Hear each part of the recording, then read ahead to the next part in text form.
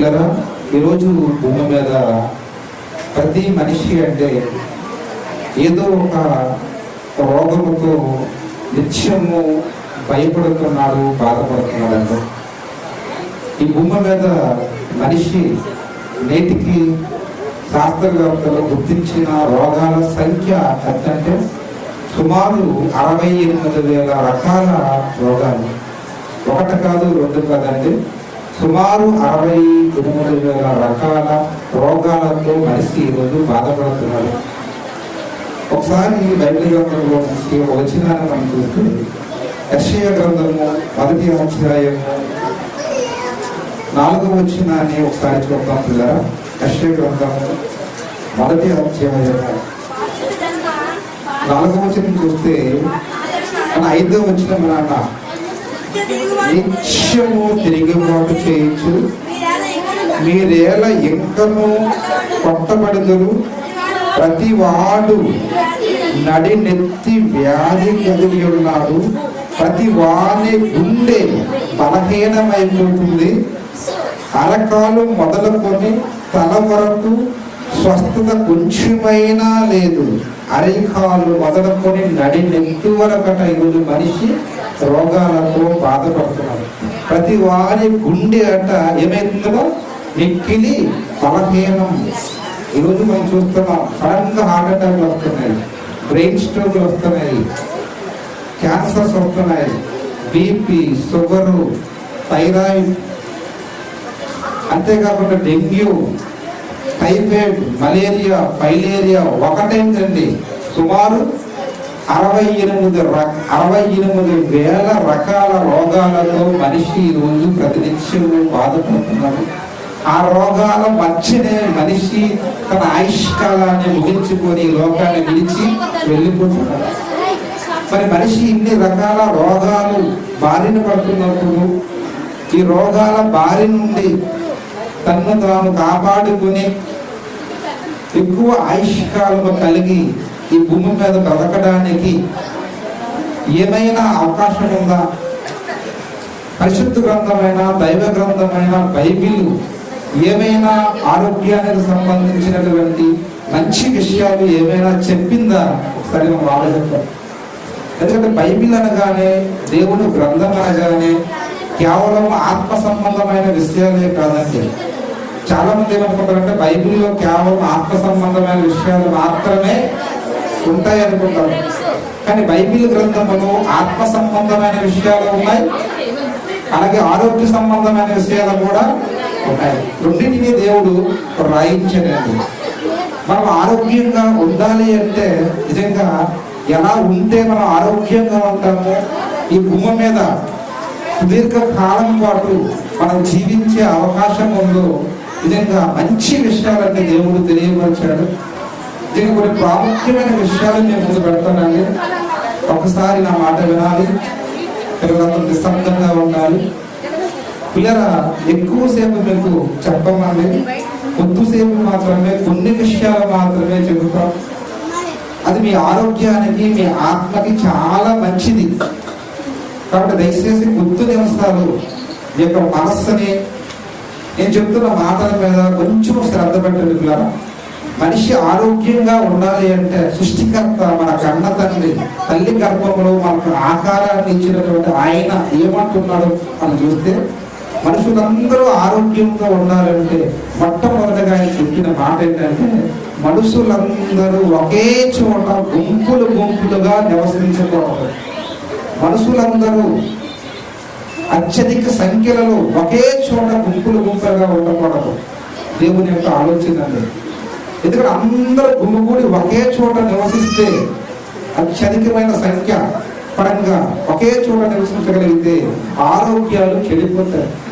అందుకే భూమి మీద మొదటి మనుషులైన ఆదాము అవ్వను సృష్టించిన తర్వాత దేవుడు అన్న మాట, మీరు ఫలించి అభివృద్ధి చెంది విస్తరించి భూమిని నిందించాలి. మీరు విస్తరించాలి, ఒకే చోట ఉండిపోకూడదు.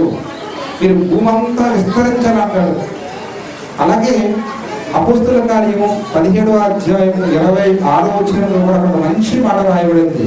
ఏంటో మాట అంటే, యావత్ భూమి మీద కాపురం ఉండుటకు ఒకరి నుండి ప్రతి జాతి మనుషుని సృష్టించి, అంటే తన పిల్లలైన వారు ఒకే చోట ఉండిపోకూడదు. యావత్ భూమి మీద అన్ని దేశాలలో ఆరిన నేల మీద తన పిల్లలంతా బ్రతకాలి అన్నది దేవుని యొక్క ఆలోచన. కానీ మనిషి ఆలోచన ఎలాగుందని మనం ఆలోచిస్తే బైబిల్ గ్రంథంలో ఆదికాండము 11వ అధ్యాయం వచ్చేసరికండి, మనుషులందరూ ఒక నిర్ణయం తీసుకున్నారండి ప్రారంభ కాలంలో. ఏంటా నిర్ణయం అంటే, మనుషులుగా మనమంతా భూమి అంతా చెదిరిపోకుండా ఒకే చోట ఉండి ఆకాశానికంటే ఒక పెద్ద గోపురం కట్టుకొని పేరు సంపాదించుకోవాలనుకున్నారండి.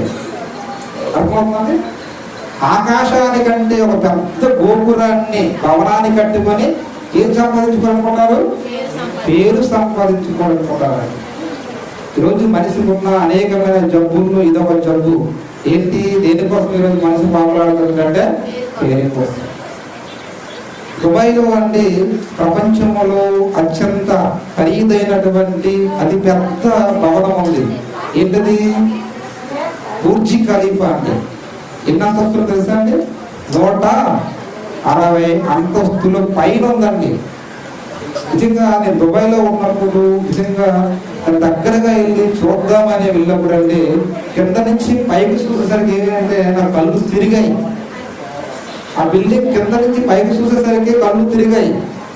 కానీ ఆ బిల్డింగ్ పైన అంతస్తుల్లో ఉండాలి అంటే ఉండగలమా? ఉండలేమండి. ఆ బిల్డింగ్ లో నిజంగా పై అంతస్తులన్నీ ఖాళీ, ఎవరు ఉండలేరండి.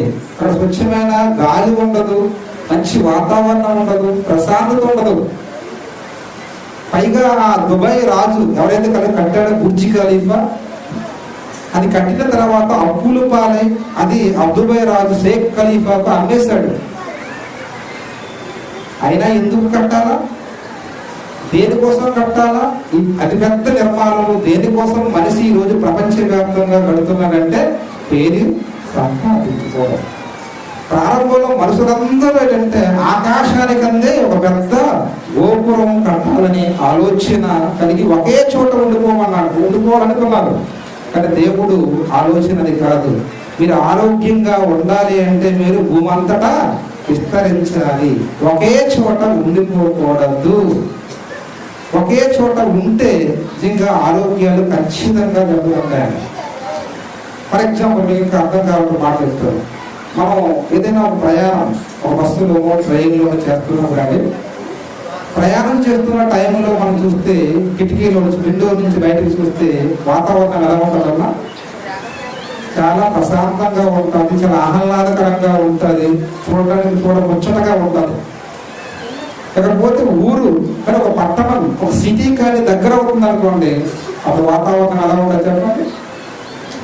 బయట విపరీతమైన చెత్త, డ్రైనేజీ స్మెల్, పెద్ద పెద్ద శబ్దాలు, ఇక ఎలా ఉంటుందో అంత గందరగోళంగా ఉంటుందండి. మనుషులు విపరీతమైనటువంటి జనాభా ఎక్కడైతే ఉంటుందో అక్కడ ఏమవుతుందంటే అక్కడ వాతావరణం అనేది కలుషితం అయిపోతుంది. అందుకే మీరు సిటీలో చూడండి, అందరూ సిటీ సిటీ సిటీ అంటారండి. సిటీలో మనం చూస్తే ఏంటంటే అక్కడ అంటే మంచి గాలి ఉండదు, మంచి నీరు ఉండదు, నిజంగా పెద్ద పెద్ద శబ్దాలు, వాహనాలు, వేడి, చాలా ఇబ్బందికరంగా ఉంటుందండి. కానీ మనుషులందరూ ఎక్కడ ఉండడానికి ఇష్టపడతారు? సిటీ వైపు వెళ్ళిపోవాలనుకున్నారు. ఒక హైదరాబాద్, ఒక బొంబాయి, ఒక ఢిల్లీ, ఒక కడప, పెద్ద పెద్ద సిటీల వైపు వెళ్ళిపోవాలనుకున్నారు. కానీ సిటీలలో మంచి వాతావరణం అనేది లేదు. ఈ మాట దేవుడికి తెలిస్తే అక్కడ హోటల్స్ చాలా ఎక్కువ అండి. సిటీల్లో చాలా హోటల్స్ ఉన్నాయి. అలాగే హాస్పిటల్లో కూడా చాలా ఎక్కువ. హోటల్స్ ఎక్కువే, హాస్పిటల్లో ఎక్కువే. ఎందుకు? మనుషులందరూ బయటికి బాగా కనిపిస్తున్నారు, కానీ లోపల అనేకమైన రోగాలతో మనిషిని ఈ రోజు ఏమైపోతాడంటే క్షీణించిపోతున్నాడండి. కీళ్ళ నొప్పులు, మోకాల నొప్పులు, జాయింట్ పెయిన్స్ ఒకట కాదండి, రకరకాల ఇబ్బందులతో, రోగాలతో మనిషి రోజు ఏంటంటే పతనావస్థకి వెళ్ళిపోతున్నాడు. కాబట్టి ఇలాంటి పరిస్థితుల మధ్యన నిజంగా మన ఆరోగ్యం కాపాడుకోవాలి అంటే దేవుడు చెప్పిన మొట్టమొదట ఆయన మీరందరూ ఒకే చోట గుమిగూడి నివసించుండండి. భూమి చాలా విశాలంగా ఉంది కదా. మన పక్కన ఒక గ్రామం ఉందండి, ఆ మండలంలో అతి పెద్ద విలేజ్ ఏది నవ్వలదేవి. ఆ బ్రిడ్జి నుంచి కొంచెం అలాగ దిగండి కిందకి, మీకు ఎలాంటి వాసన వస్తుందమ్మా? అబ్బో భరించలేదండి. ఈ భయంకరమైన స్మెల్ మన ఊపిరితిత్తుల్లోకి వెళితే మన ఊపిరితిత్తులు ఏం కావాలి, మన కాలేయం ఏం కావాలి, ఆరోగ్యం ఎంత డ్యామేజ్ అవుతుందో ఆలోచించండి. దేవుడు చెప్పిన మాట అక్షర సత్యం. అందుకే ఆ రోజు బాబేలు గోపురం ఆకాశాల కంటే శిఖరం కడుతుంటే ఆయన వారి భాషలు తారుమారు చేసి భూమంతా వాడిని ఏం చేశాడు? చెదరగొట్టేశాడు. ఆయన మీరు క్షేమంగా ఉండాలి, ఆరోగ్యంగా ఉండాలంటే భూమంతటా మీరు చెదిరిపోవాలి అని చెప్పాడండి. మొదటి పాయింట్. అలాగే రెండో పాయింట్, మనిషి ఆరోగ్యంగా ఉండాలి అంటే ఎలాంటి ఆహారం తీసుకోవాలి, ఎంత ఆహారం తీసుకోవాలి అన్నటువంటి కొన్ని నియమ నిబంధనలు చెప్పాడండి. ఒకసారి మనం చూద్దాం. ఆహార విషయంలో మనం చూస్తే ఆదికాండము 9వ అధ్యాయము ఎలాంటి ఆహారము తినాలి, ఎలాంటి ఆహారము తినకూడదు మనం చూస్తే అండి, ఆదికాండము 9వ అధ్యాయం పిల్లరా, ఆదికాండము 9వ అధ్యాయము 4వ వచనం పిల్లరా. అమ్మా మీరు కొంచెం త్వరగా అందించండి ఉన్న సంగస్తులు వాక్యాన్ని. అయినను అమ్మ వస్తున్న వారిని కొంచెం ఆ స్థలం వెనకాలన్నారు, కొంచెం ముందు జరగదమ్మా. ఓకేనమ్మా. ఎలాంటి ఆహారం తీసుకోవాలంటున్నారంటే ఎలా తీసుకోవాలో చెప్తున్నాను. అయినను మాంసము దాని రక్తముతో మీరు తినకూడదు, రక్తమే దానికి ప్రాణము. మాంసాన్ని ఎలా తినకూడదంట? రక్తముతో తినకూడదు. ఎందుకు రక్తముతో తినకూడదు? రక్తంలో ఎందుకు తినకూడదంటే సర్వ రోగాలన్నీ ఎందులో ఉంటాయి?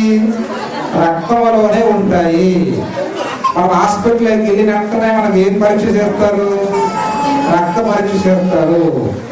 రక్త పరీక్ష చేస్తే మన రోగం ఏంటో తేలిపోతుంది. అంటే మనుషులలో కానీ, జంతువులలో కానీ, పక్షులలో కానీ రోగాలన్నీ ఎందులో ఉంటాయి? రక్తంలో ఉంటాయి. అందుకే మన తండ్రి అయిన దేవుడు అంటున్నాడు, మీరు మాంసము రక్తముతో తినకూడదు అంటున్నాడు. కానీ మనుషులు ఏం చేస్తారంటే, అంటే రక్తముతో మనం వండితే ఆ వంటకం ఎలా ఉంటుందంట? బ్రహ్మాండంగా ఉంటుంది, టేస్ట్గా ఉంటుందంట. అందుకే కొంతమంది అంటే రక్తాన్ని పోనివ్వరు, రక్తంతోనే వండుతారు, మసాలాలు వేస్తారు. అప్పుడే మన ఆరోగ్యం ఏమవుతుందిగా దెబ్బతింటుంది. ఏం చెప్తున్న మాటలు కాబట్టి నిన్ను నన్ను సృష్టించిన సృష్టికర్త పరలోకపు తండ్రి చెబుతున్న ఆరోగ్య స్తోత్రాలు. నెక్స్ట్ ఒకసారి ద్వితీయోపదేశ కాండం 14వ అధ్యాయానికి ఏమేమి తినమంటున్నాడు? తినొద్దు అనడం లేదండి, మాంసం మీరు తినొద్దు అనడం లేదు, కానీ ఎలాగ తినాలో చెబుతున్నాడు. ద్వితీయోపదేశ కాండము 14వ అధ్యాయము, ద్వితీయోపదేశ కాండము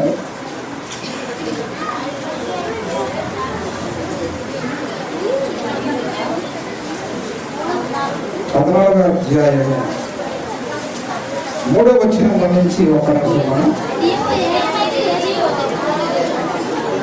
నీవు ఏకమైనది ఏది తినకూడదు, మీరు తినవలసిన జంతువులేమనగా ఎద్దు, గొర్రె మాంసం మీరు తినొచ్చడా, మేక పిల్ల తినొచ్చడా, దుప్పు మాంసం తినొచ్చడా, ఎర్ర జింక, లేడి, కొండగొర్రె అనునవే జంతువులలో 2 డెక్కల కలదైన నెమరవేయు జంతువులను తినవచ్చు.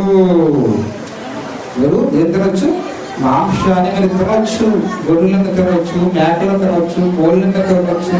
మాంసాహారాన్ని మీరు తీసుకోవచ్చు, తీసుకోవద్దు అంటాం లేదు, తీసుకోవచ్చు.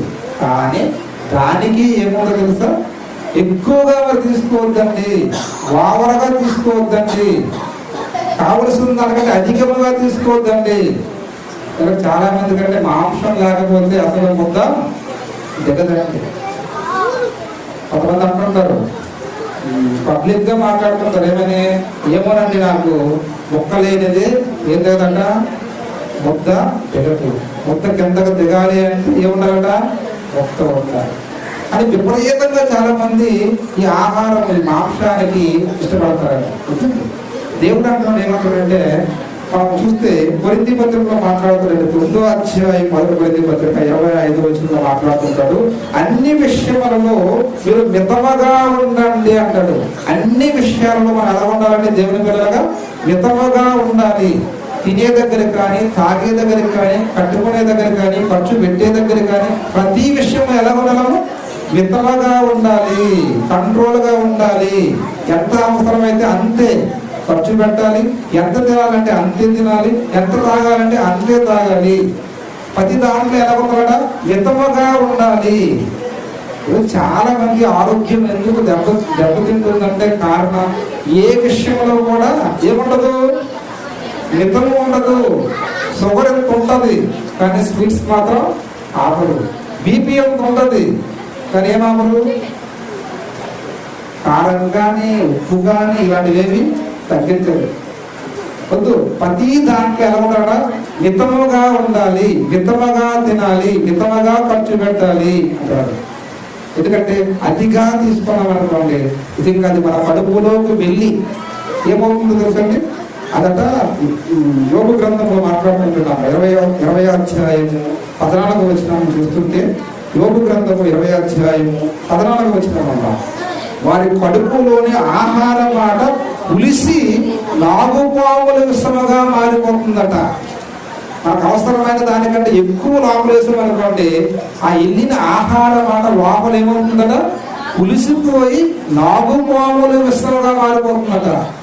నాగుపాము తెలుసుకుంది ఎలా ఉంటుంది, కాటేసిందంటే మనిషి ఇటు అటు తెలిపోతుంది. అలాగే మనం ఓవర్గా తిన్నాం అనుకోండి, ఫుడ్ ఓవర్గా తీసుకున్నాం అనుకోండి, అంటే రాము గారు చేసుకున్నాం చేయడం, ఓవర్గా తిన్నాం అనుకోండి ఏమవుతుందంటే నాగుపాముల విషయంగా మారిపోతుంది. ఇది చాలా ఇబ్బందికరమండి. మనం తిన్న ఆహారం జీర్ణం కాకుండా నిజంగా అది చెప్పలేని ఇబ్బందిగా ఉంటుంది. తిన్న ఆహారం అంతా బయటికి దాన్ని తీసుకొచ్చేయాలని కొంతమంది ఏం చేస్తారు, నోట్లో వేడి పెట్టి వాపుతుంటారు. కాబట్టి ఆహార విషయంలో ఆయన నువ్వు ఎలాగ ఉండాలి, తినద్దు అనడం లేదు, తిను, నీకోసమే కదా ఈ సృష్టి అంతా, కానీ పద్ధతిగా మితముగా తినండి, అవసరాన్ని బట్టి మీరు తినండి. ఇంకా సామెతల గ్రంథం అంటాడు, నువ్వు తిండిపోతే అయిన ఎడల నువ్వు నీ గొంతుకి ఏం పెట్టుకోమంటావా, కత్తి పెట్టుకోమంటాడు. గొంతుకి ఏం కట్టుకోవాలా, కత్తి పెట్టుకోవడం అర్థం ఏంటంటే కంట్రోల్ చేసుకో. అతిగా నువ్వు తీసుకుంటే రోగాలు బరువు పెరిగిపోతుంది, విపరీతంగా అనేక రోగాన్ని శరీరంలో గూడు కట్టుకుంటాయని చెప్తుంటారు. అలాగే అదే సామెతల గ్రంథము 23వ అధ్యాయము 20వ వచనంలో చెప్తున్న మాట అమ్మా. సామెతల గ్రంథంలో 23వ అధ్యాయము 20వ వచనంలో ఏమంటున్నామా, సామెతల గ్రంథము ద్రాక్షారసము త్రాగువారుతోనైనను, మందు బాగా తాగేవారితోనైనను, మాంసము హెచ్చుగా తినేవారితోనైనను సహవాసమే చేయొద్దు అంటాడు. మాంసం హెచ్చుగా తినేవారు ఏం చేయబడ్డామంటే సహవాసమే చేయొద్దు అంటారు. ఎందుకంటే వాళ్ళు పొద్దుపోతే సాయంత్రం అయితే వాళ్ళు ఎక్కడికి తీసుకెళ్తారు, మనల్ని ఫాస్ట్ ఫుడ్ సెంటర్కి తీసుకెళ్తారు. అక్కడ అనేక రకమైనటువంటి అంటే ఆహార పదార్థాలు, మాంసాహారం, చికెను కబాబులని, చికెను పకోడీ అని, ఇలా రకరకాల ఈ మితిమీరినటువంటి యొక్క కారాలు, మిరియాలు ఇవన్నీ వేసి తీసుకున్నటువంటి యొక్క మాంసాహారం వల్ల మనిషి ఆరోగ్యం ఏంటంటే దెబ్బతింటుంది. కొలెస్ట్రాల్ బాగా మనిషిలో డెవలప్ అయిపోయి అది హార్ట్ అటాక్ గా మారిపోయి లోపల ఉన్నటువంటి నరం సిస్టమ్ ఏంటంటే బ్లాక్ అయిపోతుంటాయి. హార్ట్ లో బ్లాక్ అయ్యాయంటే హార్ట్ అటాక్ అంటారు. బ్రెయిన్ లో బ్లాక్ అవుతే క్లాట్ అవుతే బ్రెయిన్ స్ట్రోక్ వస్తుంది, పెరాలసిస్ వస్తుంది. కాబట్టి దేవుడు అంటాడు, ఆయన నువ్వు మాంసం తినొద్దు అని చెప్పడం లేదు, కానీ మాంసం అధికముగా నువ్వు తినొద్దు అని చెప్తున్నాడు. మరి మాంసం తినకపోతే ఎక్కువ మరి ఏం తినాలండి అంటారా? ఆయన అంటున్నాడు, కులునరులైన ఆదాము అవ్వలు చేసి అంటున్నాడు ఒక మాట, ఈ తోటలో ఉన్నటువంటి ప్రతి వృక్ష ఫలమును మీరు నిరభ్యంతరముగా తినవచ్చు. తోటలో ఉన్నటువంటి ఎన్నో పళ్ళు, ఒక రకం కాదు, యాపిల్ పళ్ళు, బత్తాయి పళ్ళు, మామిడి పళ్ళు, అంజూర పళ్ళు, ద్రాక్ష పళ్ళు, ఎన్నో రకాల వేల జాతుల పళ్ళు, కాయగూరలు, ఆకుకూరలు, ఎన్నో రకాలు పెట్టారు నాన్న. ఇవన్నీ తినండి, మీ ఆరోగ్యం చాలా బాగుంటుంది. ఈరోజు మనిషి దేవుడు చెప్పిన మాటని పక్కన పెట్టి తనకిష్టమైనటువంటి విధంగా బతకడం వలన, ఆహార నియమాలు పాటించకపోవడం వలన ఈరోజు భయంకరమైన రోగాలు పాలవుతున్నాయండి. ఇంకా మనం చూస్తే దానియేలు అన్నటువంటి ఒక భక్తుడు అంటాడండి, ఆయన కాలంలో యూదులందరూ బబులోను శరలో ఉంటారు. ఆ శరలో ఉన్నప్పుడు నెబుకద్నెజరు రాజు అన్నటువంటి ఆయన ఏం చెప్తాడంటే, ఆ యూదులలో ఉన్నటువంటి యవ్వనస్తులైన వారందరినీ కొంతమందిని ఎంపిక చేసి వారికి రాజభోజనము పెట్టమని కొంతకాలం పరీక్షించమని చెప్తాడు. రాజభోజనం ఎలా ఉంటుందమ్మా? ఇంత చదువుకున్నాం కదా, ఎక్కడ దివ్యోపదేశ కాండాలలో ఏంటి, దుప్పులు, జింకలు, ఆనాడు మేకలు, గొర్రెలు, రాజభోజనములు ఇవన్నీ ఉంటాయి. ఆ రాజభోజనాన్ని ఆ యవ్వనస్తులకు పెట్టమంటే అందులో నలుగురు దానియేలు అతని స్నేహితులు అక్కడ ఉన్న అధిపతికి ఒక రిక్వెస్ట్ పెట్టారు, అయ్యా మేము ఈ రాజభోజనం తీసుకో, మనం కేవలము శాకాహారం మాత్రమే ఇవ్వండి. అప్పుడు ఆ అధిపతి అంటాడు, అయ్యా మీకు శాకాహారం కానీ నేను ఇచ్చాను అనుకోండి, మీ ముఖంలో ఏమాత్రమైన కళ తప్పిందనుకోండి, మీ ఆరోగ్యం దెబ్బతిందనుకోండి, నా ఉద్యోగం పోతుంది, నా ప్రాణానికే ప్రమాదము అంటారు. కానీ అప్పుడు నిజంగా ఏం జరిగిందో ఆ రిక్వెస్ట్ పెట్టినప్పుడు, ఆ రిక్వెస్ట్ నా తర్వాత కాలంలో టైంలో అతను అంగీకరిస్తాడు. వాళ్ళు కోరిన ఆహారమే ఇస్తాడండి, శాకాహారం మాత్రమే, ఆకుకూరలు, కాయగూరలు ఇలాంటి ఆహారం మాత్రమే ఇస్తాడు. అది ఇచ్చిన 10 రోజుల తర్వాత పరీక్షిస్తాడు. పరీక్షించిన తర్వాత వారి యొక్క ముఖాలు ఎలా ఉన్నాయో ఒకసారి మనం చూద్దామని రాయబడిన మాట తీసుకురమ్మా. దానియేలు గ్రంథం 1వ అధ్యాయం 15వ వచనం అన్న. దానియేలు గ్రంథము 1వ అధ్యాయము ఎన్ని దినములమ్మా? 10 దినములైన పిమ్మట వారి ముఖములాట రాజు భోజనం భుజించుచు వాళ్ళు అందరి ముఖముల కంటే సౌందర్యముగాను కలగాను కనబడ్డాయట. ఏంటంటే రాజు భోజనాలు తిన్న వారందరికంటే, అంటే ఈ నాన్ వెజ్ తిన్న వారందరికంటే ఈ శాకాహారం తిన్నటువంటి దానియేలు అతని ముగ్గురు స్నేహితులు ముఖాలు ఎలా ఉన్నాయట? కలగా ఉన్నాయట. వాళ్ళేమి బ్యూటీ పార్లర్కి వెళ్ళలేదు ఆ రోజు. అసలు ఆ రోజు బ్యూటీ పార్లర్లే లేవు, ఎలాంటి మేకప్ కూడా చేసుకోలేదు. కానీ వారి ముఖాలు ఎలా ఉన్నాయి? కళగా ఉన్నాయట, సౌందర్యంగా ఉన్నాయట. ఎంత సౌందర్యము, ఎంత కళ ఎందుకు బట్టి వచ్చింది? ఎలాంటి ఆహారం తీసుకున్నారట? శాకాహారము పానముకు నీళ్లు అంటారంట. అంటే దీన్ని బట్టి మనకి ఏం అర్థం అవుతుంది? మన ఆరోగ్యం అన్నది బాగుండాలి అంటే ఎక్కువ శాతం ఎలాంటి ఆహారం తీసుకోవాలంటే శాకాహారం తీసుకోవాలని దేవుడు చెప్తుందండి. అలాగే అండి, ఇంకా మన ఆరోగ్యం బాగుండాలి అంటే నిజంగా డాక్టర్ దగ్గరికి వెళ్తున్నప్పుడు డాక్టర్ చెప్పే ఒక మాట, తరచుగా చెప్పే మాట ఏంటంటే నీళ్లు ఎక్కువగా త్రాగాలి అంటారు. కానీ ఈరోజు డాక్టర్లు చెప్పకముందు, అసలు ఈ ప్రపంచపు వైద్య శాస్త్రమే పుట్టకముందు, ఈ వైద్య శాస్త్ర పితామహుడే పుట్టకముందు నిజంగా పరమతండ్రి దేవుడు చెప్పిన మాట కూడా ఒకసారి మనం చూద్దాం. ఆయన ఏమంటున్నాడమ్మా? ఒకసారి అదే అధ్యాయం మనం చదువుకున్నాం కదా, దానియేలు గ్రంథము 1వ అధ్యాయము 12వ వచనము ఒకసారి మనం చూస్తామా.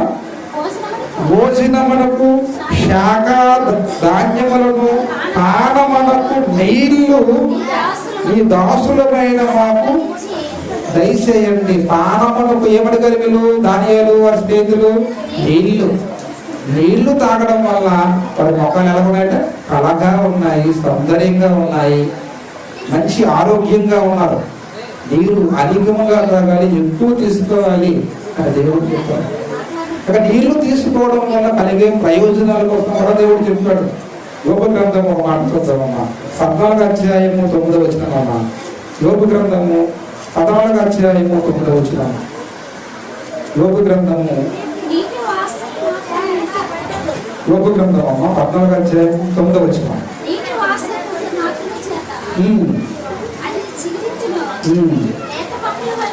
అమ్మా జలములు రాళ్లను అరగదీయను అని మాట ఉంటదమ్మా. జలములట నీరు 19 మాట అమ్మా. జలములు రాళ్లను అరగదీస్తాయట. అర్థమైందమ్మా? జలములు అంటే ఏంటి? నీరు అంటే ఏం చేస్తుందట? రాళ్లను.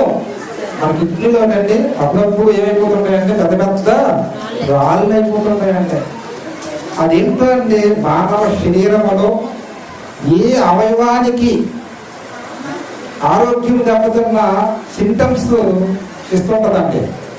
ఏ అవయవమైనా ఆరోగ్యం బాగాలేకపోతే కొన్ని సింటమ్స్ ఇస్తుంటారు. కానీ కిడ్నీలు మనకు 2 ఉంటాయని తెలుసు కదా. ఈ మూత్రపిండాలంటే 90% అంటే పూర్తిగా పాడైపోయినంత వరకు ఎలాంటి సింటమ్స్ కూడా ఉండవు. బయటికి బాగా ఉంటాం, కానీ లోపల చూస్తేనంటే రాళ్ళు పెద్ద పెద్దవి తయారయ్యి కిడ్నీ అంతా ఆక్రమించేసి ఉంటాయి. లాస్ట్ టైంలో మనం చెప్తాడండి డాక్టర్, అప్పుడు ఏమీ చేయలేని పరిస్థితి అండి. ఇక చావే గతి, నాకేం చేయలేం.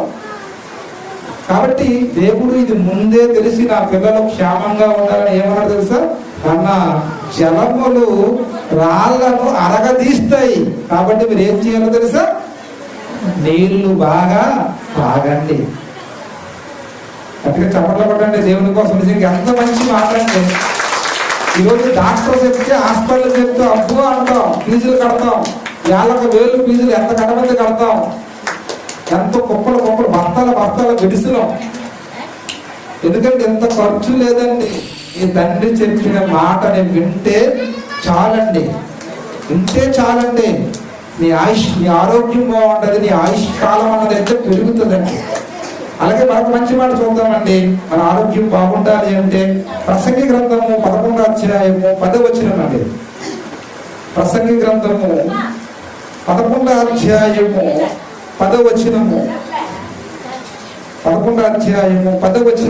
చూడండి ఎలాంటి మాటలు చెప్పి. ప్రపంచంలో ఏ వైద్యుడు, నిజంగా మనిషి చెప్పని విషయాలు నీ సృష్టికర్త, నీ కన్న తండ్రి ఈరోజు నూతన సంవత్సరం 2025 సంవత్సరంలో చెబుతున్నా మంచి మాట. నీ ఆరోగ్యాన్ని కోరి, నీ మేలు కోరి ఏమంటున్నామంట? లేత వయస్సు నడి ప్రాయమును గతించిపోవునని గనుక నీ హృదయములో వ్యాకులతను తొలగించుకొనము, నీ దేహమును చెరుపు దానిని తొలగించుకొనము. నీ దేహమును చెరుపు దానిని ఏం చేయాలో తొలగించుకో. నీ దేహమును పాడు చేసే ఉందండి. ఏంటి? మన దేహాన్ని పాడు చేసేది ఈరోజు ఏంటంటే మనిషి చాలా తీసుకుంటారండి. కైనాలు కానీ, గుట్కాలు కానీ, పాన్ పరాగాలు కానీ, ఈ సిగరెట్లు కానీ, ఈ నిశా పదార్థాలు, ఈ వైన్, మందు కానీ, ఇవి ఏమైనా మనిషి ఆరోగ్యాన్ని కాపాడుతాయా? మానవ దేహాన్ని ఏమైనా బాగు చేస్తాయా? పాడు చేస్తాయా? పాడు చేస్తాయండి. మీరు చూడండి, చాలా మంది అండి గుట్టకాలు హమేషా కంటిన్యూగా నములుతూనే ఉంటారండి. ఎప్పుడు చూసినా ఆ నోట్లో ఏదో ఒకటి ఉండాలా. అలాగా గుట్టకాలు, కిన్నీలు నమిలి నమిలి నమిలి నమిలి తెల్లగా పాలలాంటి వాళ్ళ పళ్ళు ఎలాగైపోతుంటాయమ్మా? నల్లని మసిబొగ్గుల్లా కనిపిస్తుంటాయండి. దేవుడు నిజంగా 30 ఎన్ని పళ్ళు ఇచ్చాడమ్మా అంటారు కదా. మనలో కొడుతాడు ఎన్ని పళ్ళు రాలిపోతాయట? 32 పళ్ళు రాలిపోతాయి అంటారు కదా. 32 పళ్ళు లైట్లా మెరిసేది తెల్లటి పళ్ళు ఇస్తే ఆ పళ్ళు ఏం చేసుకున్నాడు? ఆ పలు వరుస పోగొట్టుకున్నాడు, ఆ దంతాలను పాటు చేసుకున్నాడు. నల్లగా బొగ్గులాగా ఉంటాయండి పళ్ళు చూడాలి కదా. బొగ్గు అయినా కొంచెం బెటర్. ఏంటి, ఎందుకు ఈ అవయవాలు పాటు చేసుకోవడం? కొంతమందికి నోటి క్యాన్సర్, దంతంలో క్యాన్సర్, లివర్ ఇన్ఫెక్షన్. ఈ మత్తుకండి ఈరోజు మనిషి బానిస్తాయి. అందుకే అంటండి బ్రతక కొడుకుతా మాట్లాడమాట, ఆహారము కాని దాని కొరకు నీ రోగాలు ఎందుకు ఇస్తావు అంటాడు. ఆహారము కానిది ఏంటి? కైనా ఏమైనా ఆహారం కడుపు నింపుతుందా? గుట్టకా కానీ, కిల్లి కానీ, బాణపరాలు కానీ, ఈ వైన్ కానీ ఏమైనా నీ కడుపు నింపుతుందా? నింపదే. ఇలాంటి ఆహారం కాని దాని కొరకు నీ రోగాలు అంటే డబ్బులు ఎందుకు వృధా చేస్తావు? అది కాకుండా ఇప్పుడు మంచి మాట్లాడాలి కదండి. ఏమని? నీ దేహమును చెరుపు దానిని తొలగించుకొనుము. 2024 సంవత్సరం ఎలాగో అయిపోయింది తెలియక. ఈ 2025 సంవత్సరం ఒక మంచి నిర్ణయం నువ్వు తీసుకోవాలి. నా దేహాన్ని చెరిపే ఈ భయంకరమైనటువంటి ఈ వస్తు పదార్థాలు విడిచిపెడతానన్నటువంటి ఒక మంచి తీర్మానం తీసుకోండి. దేవుని మంచిది. ఈ ఆరోగ్యం కాపాడుకోండి. ఆరోగ్యమే అట ఏంటనా మహాభాగ్యం. ఆరోగ్యం ఉంటే అంతా ఉన్నట్లే, ఆరోగ్యం లేకపోతే ఎంత ఉన్నా ఏమీ లేనట్లే. కాబట్టి ఆరోగ్యమే మహాభాగ్యం. ఈరోజు దేవుని సన్నిధిలో, మందిరంలో మీరుంటున్న మంచి మాట మీ హృదయంలో పెట్టుకొని, మీ మనసులో పెట్టుకోండి. మరికొన్ని మాటలు నేను చూపిస్తాను.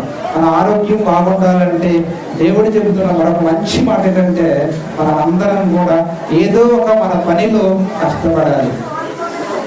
కష్టపడాలండి. వ్యాయామం ఉండాలా ఈరోజు. ఎందుకంటే దురుడాలంటే ఆదాము అవ్వాలని తెలిసిన తర్వాత ఆదామును దేవుడు అట ఏం చేశాడో తెలుసా? ఏదోను తోటను కాయటకు దానిని సేద్యపరుచుకు పెట్టాడట. ఏదోను తోటను ఏం చేస్తున్నాడు? సేద్యపరుస్తున్నాడు, వ్యవసాయం చేస్తున్నాడు. ఎవరు? తొలినరులైనటువంటి ఆదాము. అందుకే ఆరోగ్యంగా ఉన్నాడు. ఎంతకాలం అది కూడా తెలుసా? 930 సంవత్సరాలు. తొలినరుడైన మొట్టమొదటి మనిషి అయిన ఆదాము భూమి మీద బ్రతికిన కాలం అంత 930 సంవత్సరాలు బ్రతికాడు. ఎందుకంటే ఆయన కష్టపడి పని చేశాడు కాబట్టి. ఈరోజు చాలా మంది ఏంటంటే లగ్జరీ లైఫ్ అయిపోయిందండి. కష్టపడే పరిస్థితి ఈరోజు లేదు. ఒకప్పుడు వంట చేసుకోవాలంటే ఎలా ఉండేది పరిస్థితి అమ్మా? ఎక్కడో జీడి తోటకు, మామిడి తోటకు వెళ్ళి కట్టెలు ఏరుకోవాలి. ఆ కట్టెలు తెచ్చి ఏం చేయాలా? పొయ్యి వెలిగించాలా? పొయ్యి వెలిగిస్తే సరిగ్గా వెలగదు, ఇబ్బంది. కానీ ఇప్పుడమ్మా కట్టెలు అవసరము లేదు. అందరూ కూడా కట్టెలు బంద్ చేస్తారు. ఇప్పుడు ఏమొచ్చేసాయి? గ్యాస్. అందులో ఈ ప్రభుత్వాలు కూడా ఏం చేస్తున్నాయి? ఏంటి ఫ్రీ అట? Gas free. సంవత్సరానికి ఎన్ని బండ్లమ్మా? 3 బండ్లు. మరి ఇంకెందుకు కట్టెలు? ఇంకెందుకు తోటకి వెళ్ళాలా? అవసరం లేదు. అంటే మనిషికి కష్టపడే పరిస్థితి లేదు పెద్దగా. ఆ తర్వాత ఏంటంటే మనం పొడవాలి అంటే ఒకప్పుడు చీపురుతో కింద ఒంగోని పొడవాలి. ఇప్పుడు నిలబడి మిషన్స్ వచ్చేది. తొడడానికి మిషను, అలాగే బట్టలు ఉతకడానికి మిషను, ప్రతిదానికి మిషను. ఇప్పుడు కొయ్యడానికి ధాన్యం పాతలు కొయ్యడానికి మిషన్లు, ఊడుకు నూర్చడానికి మిషన్లు. మనకి అప్పుడే దంచేవాళ్ళు, దంపుడు మేము అనేవారు ఉండేవి కదా. ఇప్పుడు దంచవలసిన అవసరం కూడా లేదు, దానికి మిల్లులు వచ్చినాయి. ఏముందండి మనిషికి ఏంటంటే శారీరక శ్రమ అన్నది ఏమైనా తగ్గిపోయింది. శారీరక సంబంధమైన శ్రమ తగ్గిపోవడం వల్ల ఏమైపోయినాయంటే శరీరంలో ఉన్న అవయవాలకు నిజంగా పని లేకపోవడం వల్ల ఏంటంటే అవన్నీ మందగించాయి, రోగాలు పాలవుతున్నాయి. అందుకే అంటాడు మన ఏం చేయమంటాడంటే దేవుని పిల్లలైన వారు ఏదో ఒక పనిలో కష్టపడాలి. ఇటు మన పనిలో కష్టపడాలా, దైవ కార్యక్రమాలు కూడా మనం ఏం చేయాలా? కష్టపడాలి. సామర్థ్యంగా ఉండొద్దు అంటాడు సామెతలను 6వ అధ్యాయం 6వ వచనం.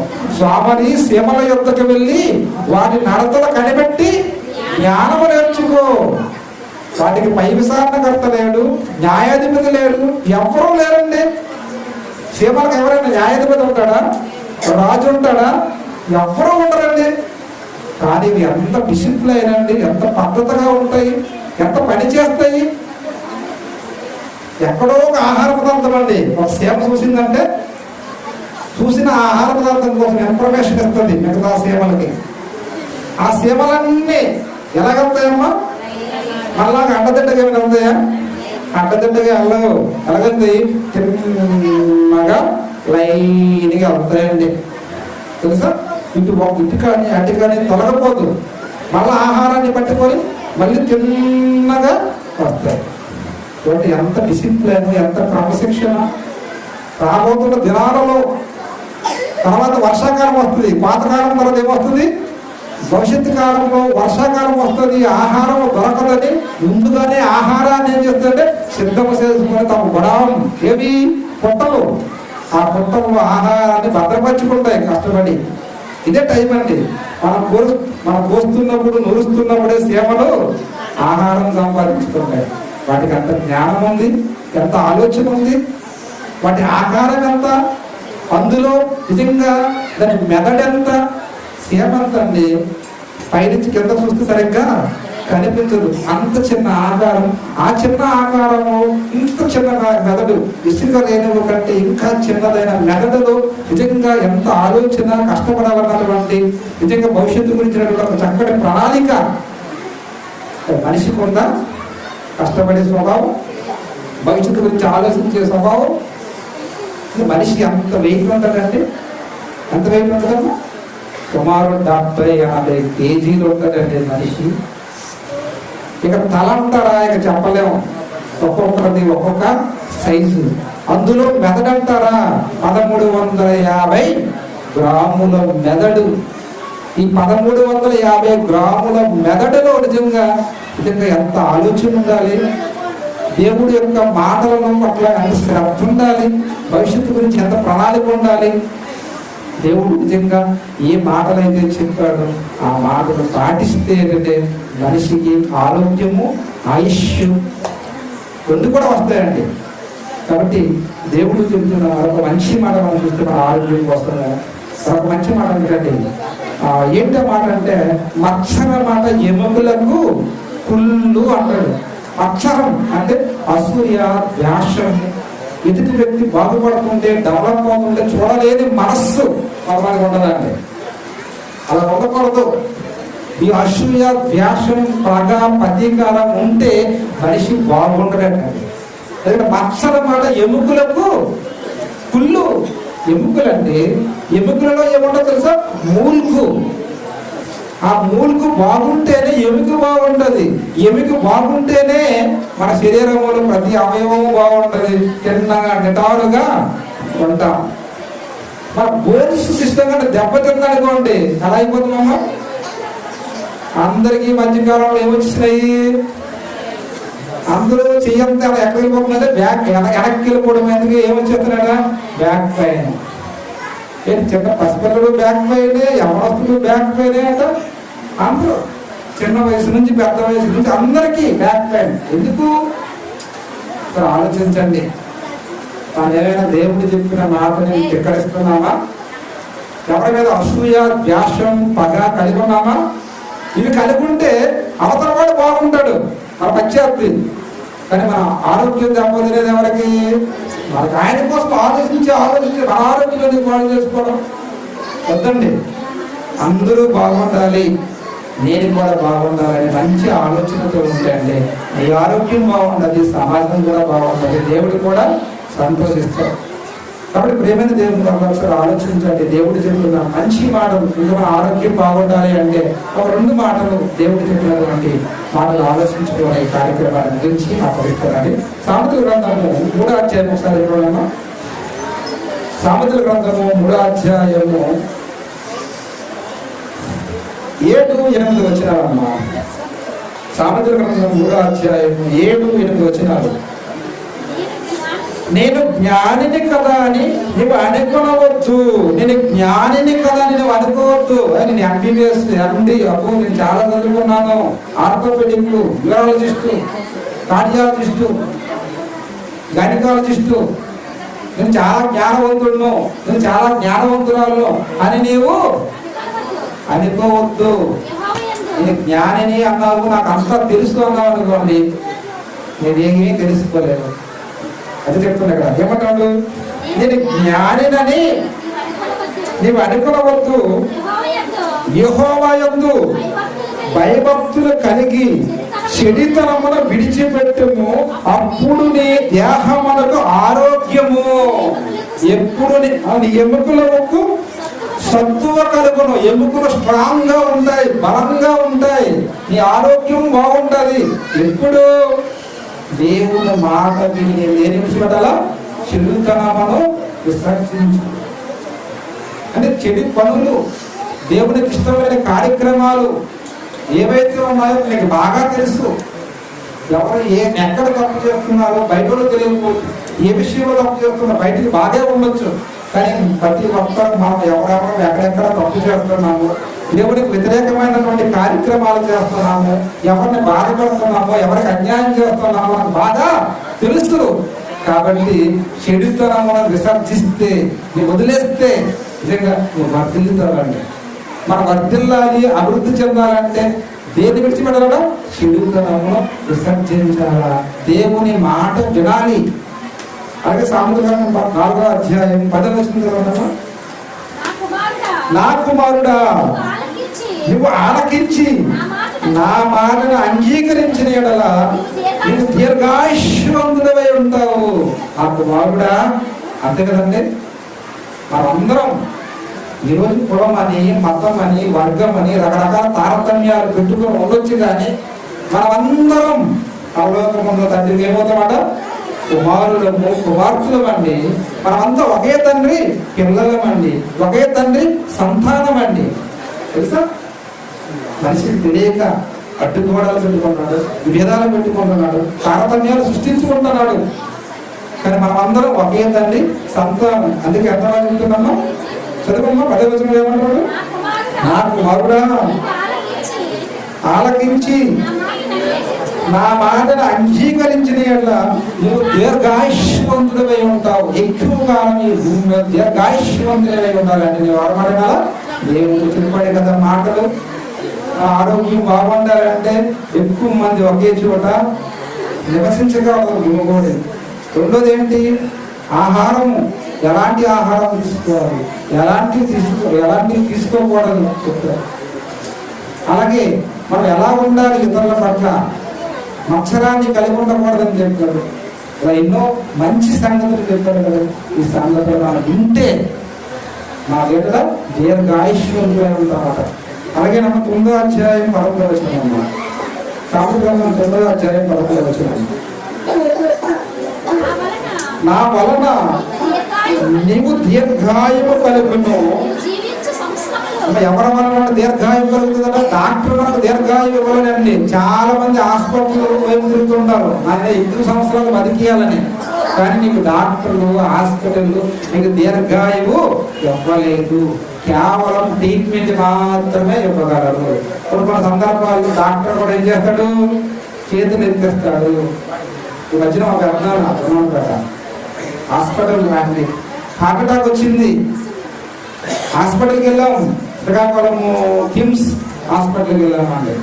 హాస్పిటల్కి వెళ్ళగానే డాక్టర్ ఏమండి, ఇతను బ్రతికించడానికి మా వంతు మేము ప్రయత్నం చేస్తున్నాం, కానీ గ్యారంటీ మాత్రం ఇవ్వలేము. అంతా ఎవరిదయా? దేవునిదయా. అంటే డాక్టర్ ఏం చేయలేడా? ఒక్కనొక టైంలో డాక్టర్ కూడా ఏమీ చేయలేడు. కానీ నిన్ను కాపాడాలి అంటే, నీ ప్రాణం నిలబెట్టాలి అంటే ఆ శక్తి ఎవరికి ఉంది? దేవుడికి ఉంది. ఆగిపోయిన గుండెని కూడా మళ్ళీ రన్ చేయించగలడు. ఆ కెపాసిటీ ఎవరికి ఉంది? దేవునికి ఉంది. అది నీకు ఇష్టపడాలా, నువ్వంటే ఆయనకి నచ్చాలా, నువ్వు ఆయన ప్రేమించాలా. నీ భవిష్యత్తును చూస్తాడు దేవుడు. నీ భవిష్యత్తులో నీ హిస్టరీ మొత్తం చేస్తాడు. నీ హిస్టరీ బాగుంటేనే ఆయన నిన్ను కరుణిస్తాడు, కాపాడుతాడు. కాబట్టి ప్రేమైన దేవుని వాళ్ళ మరొక మాట చూద్దాం. 10వ అధ్యాయం 27వ వచనం. సామెతల గ్రంథం 10వ అధ్యాయం 27వ వచనం. యెహోవా యందు భయభక్తులు కలిగి ఉండుట దీర్ఘాయువు కారణము, భక్తిహీనుల ఆయుష్ తక్కువైపోతుంది. భక్తిహీనుల ఆయుష్యం అయిపోతుందమ్మా, తక్కువైపోతుంది. మీరు చూడండి, గన్న పట్టుకున్న వారు, కత్తి పట్టుకున్న వారు, పెద్ద పెద్ద నిజంగా రౌడీయుద్ధం చేసిన వారు ఏమైపోయారు? చిన్న వయసులోనండి ఏమైపోయారంటే వారి జీవిత కాలాన్ని ముగించుకొని వెళ్ళిపోయారు. భక్తిహీనుల ఆయుష్యం ఏమైపోతుందమ్మా? తగ్గివైపోతుంది. కాబట్టి మీ ఆయుష్ కాలం అన్నది పెరగాలి అంటే ఈ భక్తిహీనుడిగా ఉండకూడదు. ఎలా ఉండాలంటే మంచి భక్తుడుగా ఉండాలి, మంచి భక్తురాలుగా ఉండాలి, దేవుని మహిమపరిచే విధంగా ఉండాలి. అలాగే కీర్తన గ్రంథం 38వ అధ్యాయం 3వ వచనం, కీర్తన గ్రంథం 38వ అధ్యాయము 3వ వచనం అన్న, నీ కోపాగ్ని వలన నా ఆరోగ్యము నా శరీరం నుండి విడిచిపోతుందండి. దేవుని కోపాగ్ని వల్ల ఏమైపోతుందంటే ఆరోగ్యం అన్నదట క్షీణించిపోతుందట. ఏమైనా దేవుని వాళ్ళరా, నరుల యొక్క ఆయుష్కాలం నిజంగా పాడైపోవడానికి, ఆరోగ్యం దెబ్బతినడానికి కారణం ఏంటంటే దేవుని కోపం అట. కాబట్టి దేవుని యొక్క కోపం మన మీద ఉండకూడదు, దేవుని యొక్క అనుగ్రహమే, ఆయన దీవెన, ఆయన ఆశీర్వాదమే మన మీద ఉండాలి. ఆయన మనం ఆశీర్వదించాలి అంటే, దీవించాలంటే మొదట ఆయన మాటను మనము వినాలి. అలాగే ఇర్మియా గ్రంథం 46వ అధ్యాయము 11వ వచనం అమ్మా. ఇర్మియా గ్రంథం 46వ అధ్యాయము 11వ వచనం, ఐగుప్తు కుమారి కన్యక గిలాదునకు వెళ్ళి గుగ్గులము తెచ్చుకొనము, విస్తారమైన ఔషధములు తెచ్చుకొనుట వ్యర్థమే, నీకు చికిత్స కలగదు. విస్తారమైనటువంటి ఔషధాలు, మెడిసిన్ ఇవంత తెచ్చుకున్నా, నీవు అమెరికా వెళ్ళినా, ఆస్ట్రేలియా వెళ్ళినా, ఎంత ఖరీదైన వైద్యం చేయించుకున్నా, బస్తాలు ఎంత మెడిసిన్ తెచ్చుకున్నా, ఔషధం అంటే ఏంటమ్మా? మెడిసినే కదా. ఇదంతా మెడిసిన్ తీసుకొచ్చినా నీకు చికిత్స కలగదు. నీకు చికిత్స కలగాలి అంటే, నీ ఆరోగ్యం బాగుండాలి అంటే ఈ యుగవాయులు భయభక్తులు కలిగి చెడుతనమాట విసర్జించాలి. ఆయన చెప్పినంత వరకు ఆరోగ్య సూత్రాలు ఏవైతే ఉన్నాయో అవి నువ్వు పాటించాలి. అప్పుడే దీర్ఘాయుష్వంతులవై ఉంటావు. ఎందుకంటే అలాగే గ్రంథంలో మాట అన్నా, ఆ మాట చూసి చెప్తాం. 3వ అధ్యాయం 11వ వచనం అన్నా, 3వ అధ్యాయం 11వ వచనం అంటాడు. అలాగే గ్రంథం 3వ అధ్యాయం 11వ వచనం, చిరమా నీ పంటను తినివేయి పురుగుని నేను గర్తిస్తాను. నీ పంటని తినివేయి పురుగు నేను ఏం చేస్తాను? గర్తిస్తాను. ఏంటి? మన పంటను తిరిగేసే పురుగులు ఉన్నాయి, మన యొక్క దేహాన్ని చేసే పురుగులు కూడా ఉన్నాయి. ఉండండి కదా, మనకు ఉన్నాయి రోగాలు. కరోనా అదేంటది? పురుగే కదా. సూక్ష్మజీవి అంటే కంటికి కనిపించిన సూక్ష్మజీవి, ఒక కిరీటం ఆకారంలో ఉంటుంది. అది కూడా ఏదైనా వైరస్ అన్నా, అది ఏ రోగమైనా వైరస్, సూక్ష్మజీవి, పురుగు. నీ పంటను తినివేసే పురుగును, నీ యొక్క ఒంటిని తినివేసే పురుగుని నేను చేస్తాను? గర్దిస్తాను. గర్దిస్తే ఆగిపోతే ఆ శక్తి ఆయనకు ఉంది. కాబట్టి ఆయన వాటిని గర్దించాలి అంటే, నీ రోగాలను ఆపాలి అంటే మొట్టమొదటిగా ఆయన మాట వినాలి. ఆయన బలిష్టమైన లెక్కలు లేవు, దీన మనస్సులై ఉండాలి. గర్వం పనికిరాదు, అహంకారం పనికిరాదు, ధ్యాసం పనికిరాదు. నేనే జ్ఞానిని, నాకు అసలు ఇలాంటి విషయాలు అవసరం లేదు అని పొరపాటు పడకూడదు. నేర్చుకో దేవుని సన్నిధిలో. మంచి విషయం అండి, మంచి విషయం. ప్రపంచంలో ఎక్కడున్నా దాన్ని మనం తీసుకోవడం, మన జీవితానికి ఒక విధంగా, జీవిత అభివృద్ధికి దాని ఒక విధిగా, ఒక ఔషధంగా, ఒక మెడిసిన్గా వాడుకోవడం మంచిదండి. కాబట్టి ప్రేమైన దేవుని ద్వారా ఆలోచించండి. ఈ నూతన సంవత్సరంలో మనందరి ఆరోగ్యాలు బాగుండాలి, ఎక్కువ ఆయుష్కాలంలో బతకాలి అని దేవుని యొక్క కోరిక, ఆలోచన. నిజంగా ఎందుకు ఈ ఆయుష్, ఎందుకు ఈ యొక్క ఆరోగ్యం అంటే, ఇప్పుడు మనకి ఇవ్వబడిన ఈ ఆయుష్ ఆరోగ్యంతో పరలోకమున్న దేవుని మహిమపరచాడు. అందుకే ఈ జీవితం ఇవ్వబడిందండి, బ్రతుకు ఇవ్వబడిందండి. 2000 సంవత్సరాల క్రితం ఈ లోకానికి లోకరక్షకుడైన యేసుక్రీస్తు వారు వచ్చాడు. ఆయన తనకు ఇవ్వబడినటువంటి ఆయుష్ ఆరోగ్యంతో దేవుడిని మహిమపరిచాడండి, మహిమపరిచాడు. అంటే అయితే ముగించాడు. కేక్ కటింగ్ ముందు ఆగండి. నిజంగా ఎందుకు నిజంగా ఇవ్వబడిందంటే ఆయన మహిమపరిచాడండి. అని అంటాడు. ఆయన చూస్తే ఈయనే నా ప్రియ కుమారుడు, ఈయన నేను ఆనందించుచున్నాను. యేసుక్రీస్తు వారిని చూడగానే పరలోకమందున్న తండ్రికి ఏం కలిగింది? ఆనందం కలిగింది. అలాగే మన జీవితాన్ని మరలా చూసినప్పుడు కూడా ఆయనకి ఏం కలగాలి? ఆనందం కలగాలి. ఆయనకి ఆనందం కలిగింది. ఆయన జీవితాన్ని చూసి పరలోకాన్ని ఇచ్చాడు. ఆయన కుడిపార్శ్వాన ఆశీనుడై కూర్చున్నాడు అండి పరలోకంలో. మనం కూడా ఆ స్థానాన్ని పొందుకోవాలంటే నిజంగా మనం అందరం ఆయన్ని మయమపరచాలి, ఆయనకి ఇష్టమైన విధంగా బ్రతకాలి, ఆయన్ని ఆశ్రయించాలి, మనుషులు కాదు. ఇందాక చదువుకున్నాం కదా, మనుషులను నమ్ముకోవడం కంటే యెహోవాను ఆశ్రయించడం మేలు, రాజులను నమ్ముకోవడం కంటే యెహోవాను ఆశ్రయించడం మేలు. మనుషులు నమ్ముకోవడం మనం అనుకుంటాం, మనుషులు ఇదే నాకు ఏదైనా కష్టం వచ్చిందంటే, నాకు ఏదైనా సమస్య వచ్చిందంటే మా అమ్మ నాన్నలు ఉన్నారు, నా అక్క చెల్లెలు ఉన్నారు, నా అన్నదమ్ములు ఉన్నారు, నా స్నేహితులు ఉన్నారు, నా బంధువులు ఉన్నారు అని అనుకుంటాం. కానీ ఏదో ఒక టైంలో మన కష్టం వచ్చినప్పుడు మన అమ్మా నాన్నలు కానీ, మన బంధువులకు కానీ, స్నేహితులకు కానీ అందరూ మన చెయ్యి విడిచిపెడతారండి, విడిచిపెట్టేస్తారండి. యోబు అనే భక్తుడికి అలాగే కదా విడిచిపెట్టారు కదండి. ఆయనకు ఐశ్వర్యము ఆరోగ్యం ఉన్నప్పుడు అందరూ ఆయన్ని ప్రేమించారు. ఆయన ఐశ్వర్యం పోయింది, ఆరోగ్యం పోయింది, అందరూ తనని విడిచిపెట్టేశారండి. తన ఇంటికి బంధువులాట రాకున్నారు. ఎవరు రావడం లేదట? బంధువులు రావడం లేదండి. బంధువులు ఎప్పుడు వస్తారు? మంచి ఇల్లు కట్టుకొని అందులో 4 మంచాలు 4 కంచాలు ఉన్నాయనుకోండి, ఎవరు వస్తారు మనకి? అబ్బో బంధువులే బంధువులు వస్తూనే ఉంటారండి. మన ఇల్లు పోయి మన కంచాలు మంచాలు పోయినాయి అనుకోండి, వస్తారు బంధువులు? మన ఇంటి మొహం కూడా చూడరు. బంధువులు విడిచిపెట్టేస్తారట ఆయనట. స్నేహితులట, అది కూడా ప్రాణ స్నేహితులట ఏమేమిరట? మరిచిపోయారు. అంటే కష్టకాలంలో ప్రాణ స్నేహితులు కూడా మరిచిపోయారు, వదిలేశారు అంతే. మరిచిపోవడం అర్థమేంటి? అసలు అంటున్నాం, ఏరా ఫోన్ చేయట్లేదు, చాలా కాలం అయింది అంటాం. ఎందుకు అంతకాలం ఎందుకు చేయట్లేదు? ఏమయ్యాడు? మర్చిపోయాడు.